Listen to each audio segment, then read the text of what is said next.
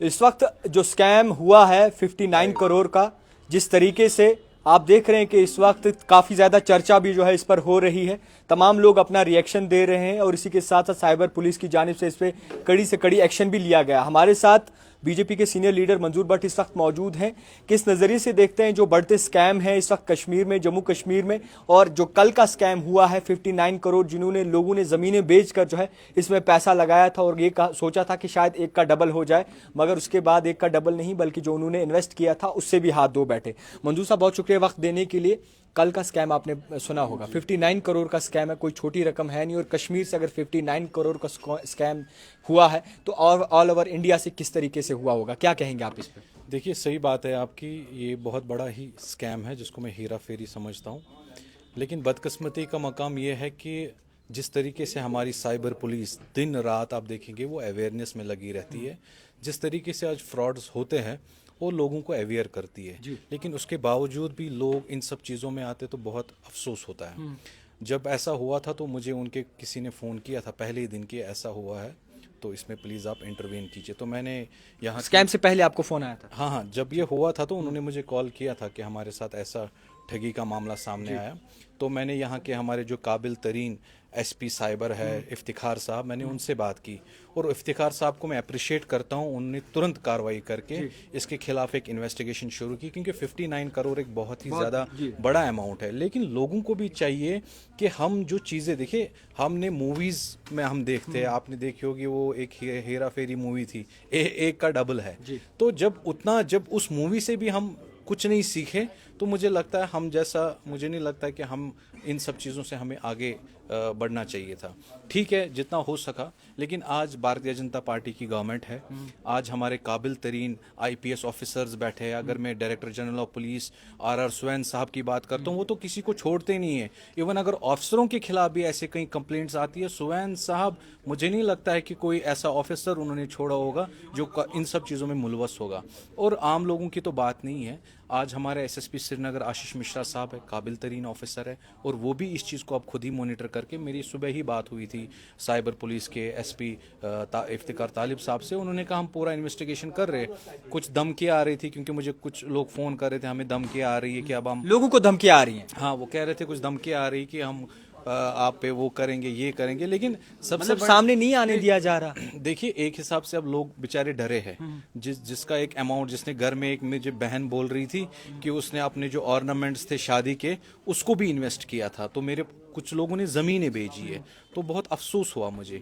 लेकिन बेफिक्र होकर रहिए, मैं उन सब से ये इंशाल्लाह एश्योरिटी देता हूँ, आज भी भारतीय जनता पार्टी की गवर्नमेंट है जो इन सब चीज़ों के खिलाफ है। हमारे आर सुवैन साहब इनको छोड़ेंगे नहीं। आप देखेंगे जिस तरीके से साइबर पुलिस ने एक्शन की है, इस पर तुरंत कार्रवाई करके कोई ना कोई रिजल्ट निकलेगा। लेकिन बात यही है, हम सबको अवेयर होना पड़ेगा, क्योंकि हम आज उस मॉडर्न जिंदगी में जी रहे हैं जहाँ पर आपको सबसे पता है कि इजीली फ्रॉड होता है। कभी फ़ोन से ओटीपी मांगा जाता है, कहीं कहीं पर आपके अकाउंट से पैसे गायब हो जाते हैं, तो लोगों को अवेयर करना है।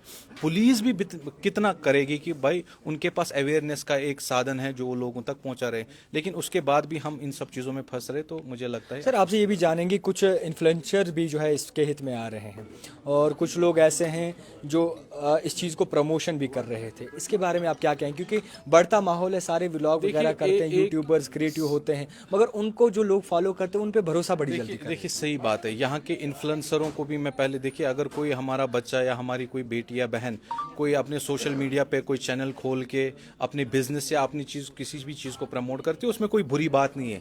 लेकिन हमारे इन्फ्लुएंसरों को भी चाहिए कि इन सब चीज़ों को, जहाँ पर उनको लगता है कि हमें प्रमोशन की ज़रूरत है, पहले उन सब चीज़ों को देखें कि हम किस चीज़ को प्रमोट करें। आपने सही कहा, जब लोगों को ज़्यादा फॉलोवर होते तो एक एतमाद बनता है। आप एक ऐसी चीज़ को प्रमोट करते हैं जिसको लोगों को एतमाद होता है कि नहीं ये सही होगा, लेकिन इसमें उतनी ही गलती लोगों की भी है जितनी इन्फ्लुएंसर्स की है। तो मेरी जो बात हुई थी साइबर पुलिस से, उन्होंने कहा हम हर एक जगह, शायद मुझे लगता है उन्होंने आज भी कहीं रेड डाली थी, कुछ गैजेट्स उन्होंने सीज किए हैं, इन्वेस्टिगेशन चल रही है। लेकिन मैं आपके माध्यम से, मैं डे फर्स्ट से इसको खुद ही मॉनिटर कर रहा हूँ और मैंने उन लोगों को आश्वासन दिया है आपका पैसा इंशाल्लाह जितना जल्दी हो सके कोशिश होगी कि वो वापस आए। लेकिन आगे से आप बचिए। आपको लगता है एकजुट होना चाहिए, एक दूसरे के कॉलर ना पकड़ने के बावजूद एक दूसरे पे तनकीद ना करें मगर एकजुट हो जाए, स्कैम को बाकायदा तौर पर हल करें। देखिए, हमें अब लड़ने की ज़रूरत है। हम आज सारी जो हमारी ज़िंदगी है वो मॉडर्न तरीके से है।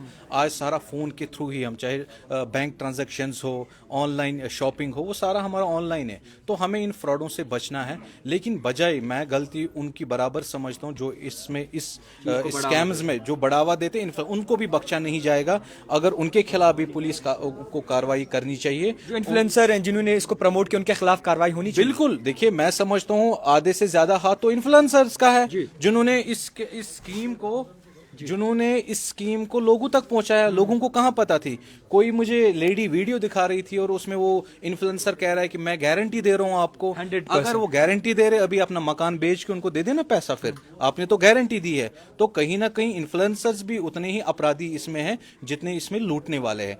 कार्रवाई बराबर होगी, कानून सबके लिए बराबर है, किसी को बख्शा नहीं जाएगा। जो इन्वॉल्व होगा, हमारी जम्मू कश्मीर पुलिस उसको छोड़ेगी नहीं। जम्मू कश्मीर पुलिस आज हमारे भारत की नंबर 1 पुलिस मानी जाती है, जो केसों को 24 घंटे में क्रैक करती है। ये कोई बड़ा इशू नहीं है, लेकिन स्कैम इतना हो रहा है आज, हम अवेयर नहीं हो रहे हैं। मूवीज को देखने के बाद भी हम ये नहीं समझ रहे भाई, हम इन्वेस्ट कर रहे तो कहाँ कर रहे हैं। अगर मैं आपसे ही बताऊं कि आप 500 जेब से निकाल के किसी गरीब की मदद की, नहीं करेंगे आप। बिल्कुल। तो इतना पैसा 59 करोड़ काफ़ी अमाउंट होता है। और अब हमें ये भी देखना पड़ेगा ये 59 करोड़ अमाउंट आया कहाँ से और ये किस में अब यूटिलाइज होगा। तो ऐसा कुछ नहीं है, वो कहीं जा नहीं सकते हैं। हमारी जम्मू कश्मीर पुलिस सबसे आगे मानी जाती है, उसका हाथ काफ़ी लंबा है, खींच के घसीट के उनको लॉकअपों में डालेगी। खैर, बहुत शुक्रिया वक्त देने के लिए। आपको बता दूं कि जिस तरीके से अगर बात की जाए तो साफ कहना है मंजूर साहब का कि जो इस चीज़ को प्रमोट करते हैं, जो इस चीज़ को बाकायदा तौर पर लोगों में लाते हैं, उनके खिलाफ भी कार्रवाई होनी चाहिए। और जम्मू कश्मीर पुलिस इस बात पे लगी हुई है कि जल्द से जल्द जो है इस पर्दे का, जो इस मामले का जो है पर्दाफाश हो, ताकि लोगों को राहत मिल सके। दिखते रहिए द टाइपराइटर, जावेद खान के साथ।